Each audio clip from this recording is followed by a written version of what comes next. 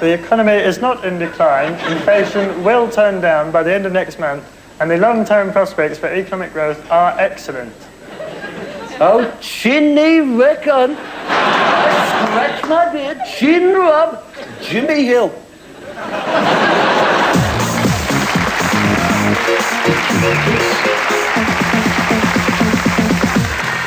The Bahamas, Florida, Turkey.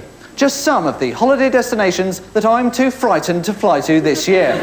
Still, you can always watch the holiday programme instead. The trouble with that is that the reports bear no resemblance to most people's actual experience of holidays.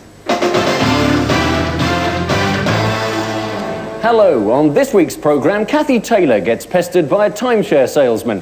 Eamon Holmes spends 2 weeks looking for somewhere that sells Diacalm, and Anne Gregg has her bag stolen. And then returns home to find that it's been 90 degrees in Britain for the last fortnight anyway. But first, for a report on skiing in the French Alps, it's over to the General Hospital Fracture Unit. For some reason that no one understands, a large number of men use their annual holiday as an excuse to see what they would look like with a beard. Millions of them do this every year. They go away looking like the Partridge Family and come back looking like ZZ Top. The only holiday on which beards are acceptable is a walking holiday. All walkers have beards. No one knows why. Maybe it provides extra storage space when their rucksack becomes full. A survey last year showed that 40% of people who go abroad wouldn't bother to go if it wasn't for the weather. Now, this no longer matters since the arrival of centre parks, which is great for any family who want to spend a week in a conservatory outside Nuneaton. There are many other reasons for not going abroad, not least of which is to avoid the kind of British people who go abroad, not the ones who go to Benidorm and eat chips. We're talking about the travel bores. These are the kind of people who don't go on holiday, they travel. For a start, once they're back in Britain, travel bores will try and impress you by using local words and phrases they've picked up. Hi, I tell you, it was absolutely fantastic because we were there during the festival of Hoke na Hana Hosa. Yeah, it was absolutely fantastic. It takes place every year on the second weekend after Halawada Hana Nosa, and you get given a slice of the traditional Baidada Hene Hosa, and you drink it with a large glass of the traditional Buke Nana Hosa. You're a bit of a tosser. Of course, travel bores will also tell you about their travels without any hint of exaggeration. While I was in Afghanistan, I actually spent 2 weeks with the Mujahideen. Yeah, and disguised as a native herdsman. I once changed planes at Kabul airport. Oh, God, right here. Going out of Turkey, I was really bricking it at customs because I was smuggling so much stuff. In my back pocket, I had a nearly full packet of Anadin.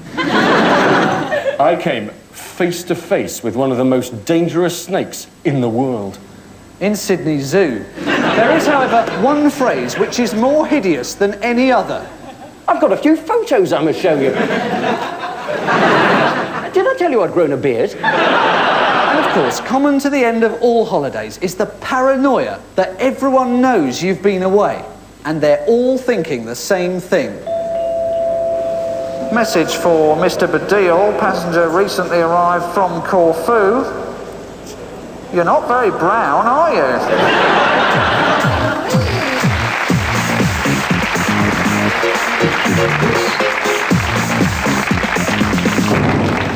The fortunes of football are now completely interlinked with that of TV. As a result, most people in the game are now brilliant communicators. Well, I was very happy with the way the Ireland team played. Well, I was very happy with the whole team in the dressing room. Half time I was giving a stone talking to him for about 15 minutes. Ray Houghton stood up. He said, "Excuse me, Jack. I just like to say on behalf of the whole team here, we can't understand a word you're saying." I said, what do you mean you can't understand a word I'm saying? And he said, "Pardon?" From the individual footballer's point of view, for example, the most important thing now is the post-match interview. And joining me now on the touchline, just out of the showers, is Matthew Letitia. Now, however, some footballers like Gary Lineker or Ruud Gullit are quite articulate and intelligent. I mean, if this carries on, soon the post-match interview will be ruined. So, talk us through your first goal. Well, Jim, as the ball came over, I realised this was no longer a ball anymore, but the ball. Fußball, in the sense that I think Wittgenstein might have used it. And from there on, my progress towards goal had an almost organic coherence, solipsistic, you might say, in its universality. Thank you very much, Vinnie Jones. And now, back to the studio. Well, really, there's no excuse for swearing or bad language in the game of professional football, even when, as today, the referee was clearly a... Paul Gascoigne claims that he was not swearing when he was sent off in disgrace recently by the referee. He even brought in a lip reader to prove conclusively that what he was actually saying was, "The fog on the Tyne is all mine, all mine." The worry, of course, is that bad behaviour by the players may be aped on the terraces. I mean, the fans might start swearing. Most TV commentators started their careers on radio, where, of course, precise description is everything.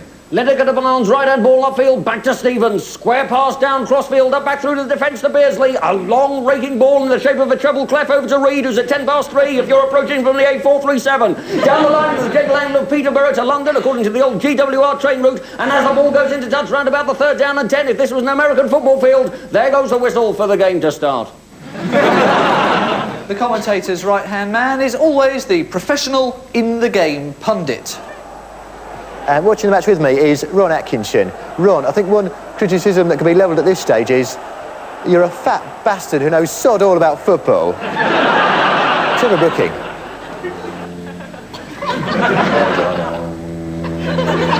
For me, the actual result of the game is not as important as, honey. I've got 5 O-levels. Oh, Jimmy Hill, I scratched my chin. I reckon you have as well. One of the most famous voices in TV football is the bloke who reads out the final scores on grandstand. How long have you been doing it? Years in the business, 47. Grandstand itself, 25. Would you like a cup of tea? No thanks. Can I ask you your opinion of John Inman? I wouldn't say he's just the most effeminate man in the north, 'cause he's Queen of the South, too. In football, whenever a team from the south plays a team from the north, the southern fans always go, "What's it like to lose your job?" just once. It would be wonderful if all the northern fans with one voice were to shout back, It's terrible! Your whole expectation of life diminishes and you lose your self-respect!